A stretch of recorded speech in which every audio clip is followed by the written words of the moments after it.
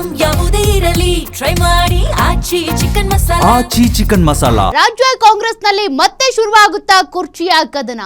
Kerala CM ಕುರ್ಚಿ ಬಿಕ್ಕಟ್ಟು ಶಮನ ಆದ ಬೆನ್ನಲ್ಲೇ ಪಟ್ಟಕ್ಕಾಗಿ ಈಗ ಫೈಟ್ ನಮ್ಮ ರಾಜ್ಯದಲ್ಲೂ ಕೂಡ ಶುರುವಾಗಿದೆ ಅನ್ನೋದ್ರಕ್ಕಿಂತ ಮೊದಲಿಂದಾನು ಇದ್ದಿದ್ದೆ ಫೈಟ್. ಬಟ್ ಈಗ ಮತ್ತೆ ಪುನರ್ ಆರಂಭ ಆಯ್ತಾ? ರಾಜ್ಯದಲ್ಲಿನ ಕುರ್ಚಿ ಗೊಂದಲ ಬಗೆಹರಿಸುವಂತೆ ಮನವಿ ಮಾಡಲಾಗಿದೆಯಂತೆ. ಕೊಟ್ಟ ಮಾತಿನಂತೆ ಸಿಎಂ ಸ್ಥಾನ ಹಂಚಿಕೆ ಮಾಡಿ ಅಂತ ಡಿಕೆ ಶಿವಕುಮಾರ್ ಪಟ್ಟು ಹಿಡಿದಿದ್ದಾರೆ. ನಿನ್ನೆ ಅಷ್ಟೇ ಬರ್ತ್ಡೇ ಆಚರಿಸಿಕೊಂಡಿದ್ದಾರೆ. ಬರ್ಡೇಗೆ ಗಿಫ್ಟ್ ಆಗಿ ಸಿಎಂ ಸ್ಥಾನ ಸಿಗುತ್ತಾ ಅಂತ ಅನ್ಕೊಂಡಿದ್ರು. ಬಟ್ ಇನ್ನೂ ಸಿಕ್ಕಿಲ್ಲ. ಅಟ್ಲೀಸ್ಟ್ ಅದ್ರ ಬಗ್ಗೆ ಗಮನ ಹರಿಸಿ ಅಂತ ಹೈಕಮಾಂಡ್ ಮಧ್ಯ ಪ್ರವೇಶಕ್ಕೆ ಸಿಎಂ ಸಿದ್ದರಾಮಯ್ಯ ಬಣವು ಕೂಡ ಮತ್ತೊಮ್ಮೆ ಮನವಿ ಮಾಡಿದೆ. ರಾಹುಲ್ ಗಾಂಧಿ ಭೇಟಿ ಮಾಡೋದಕ್ಕೆ ಡಿಕೆ ಶಿವಕುಮಾರ್ ಪ್ಲಾನ್ ಮಾಡಿಕೊಂಡಿದ್ದಾರಂತೆ.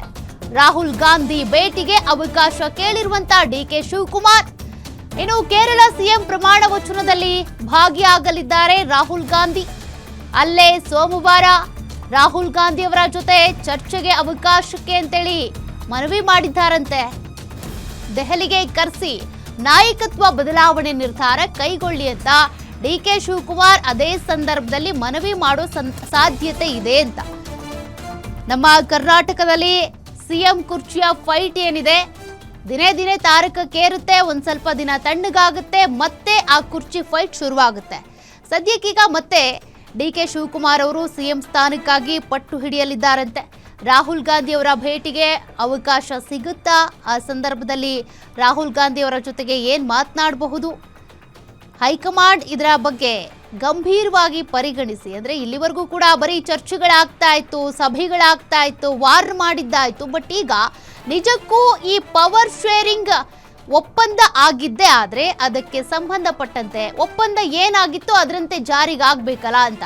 ಸಿದ್ದರಾಮಯ್ಯನವರು ಇಷ್ಟು ವರ್ಷ, ಅದಾದ್ಮೇಲೆ ಡಿಕೆ ಶಿವಕುಮಾರ್ ಇಷ್ಟು ವರ್ಷ ಅಂತ ಆ ಹಂಚಿಕೆ ಒಪ್ಪಂದ ಆಗಿದ್ದೆ ಆದ್ರೆ ಅದರಂತೆ ನಡ್ಕೊಳ್ಳಿ ಅಂತ ಸಿಎಂ ಸಿದ್ದರಾಮಯ್ಯನವ್ರಿಗೆ ಈಗಾಗಲೇ ಪದೇ ಪದೇ ಸಿಎಂ ಡಿಕೆ ಶಿವಕುಮಾರ್ ಇರ್ಬೋದು, ಮತ್ತೆ ಪರೋಕ್ಷವಾಗಿ ಪೋಸ್ಟ್ ಹಾಕೋದ್ರ ಮೂಲಕ ಡಿಕೆ ಸುರೇಶ್ ಇರ್ಬೋದು, ಈಗಾಗಲೇ ಅದಕ್ಕೆ ಬಿಸಿ ಮುಟ್ಟಿಸೋ ಕೆಲಸ ಮಾಡಿದ್ರು. ಬಟ್ ಏನಾಗುತ್ತೆ ಮುಂದೆ, ಅದೇ ಕುತೂಹಲ.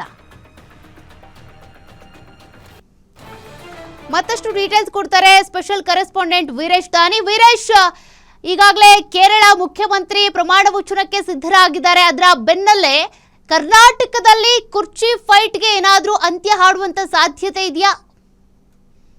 ಖಂಡಿತವಾಗಿಯೂ ಸೌಖ್ಯ. ರಾಜ್ಯ ಕಾಂಗ್ರೆಸ್ನಲ್ಲಿ ಏರ್ಪಟ್ಟಿರ್ತಕ್ಕಂಥ ಕುರ್ಚಿ ಕದನಕ್ಕೆ ಇದೀಗ ಕಾಂಗ್ರೆಸ್ ಹೈಕಮಾಂಡ್ ಒಂದು ಕ್ಲೈಮ್ಯಾಕ್ಸ್ ಅನ್ನು ಕೊಡುವಂತ ಸಾಧ್ಯತೆಗಳು ದಟ್ಟವಾಗಿರುವಂತದ್ದು. ಯಾಕಂತಂದ್ರೆ ಪಂಚರಾಜ್ಯಗಳ ಚುನಾವಣೆ ಮುಗಿದ ಬಳಿಕ ರಾಜ್ಯ ಕಾಂಗ್ರೆಸ್ನಲ್ಲಿ ಇರತಕ್ಕಂಥ ನಾಯಕತ್ವ ಬದಲಾವಣೆ ವಿಚಾರಕ್ಕೆ ಸಂಬಂಧಿಸಿದಂತೆ ಕಾಂಗ್ರೆಸ್ ಹೈಕಮಾಂಡ್ ಒಂದು ಸ್ಪಷ್ಟವಾದಂತಹ ನಿರ್ಧಾರವನ್ನ ತೆಗೆದುಕೊಳ್ಳುತ್ತೆ ಅನ್ನೋ ಒಂದು ಮಾತುಗಳು ಒಂದ್ ಕಡೆ ಕೇಳಿ ಬರ್ತಾ ಇತ್ತು.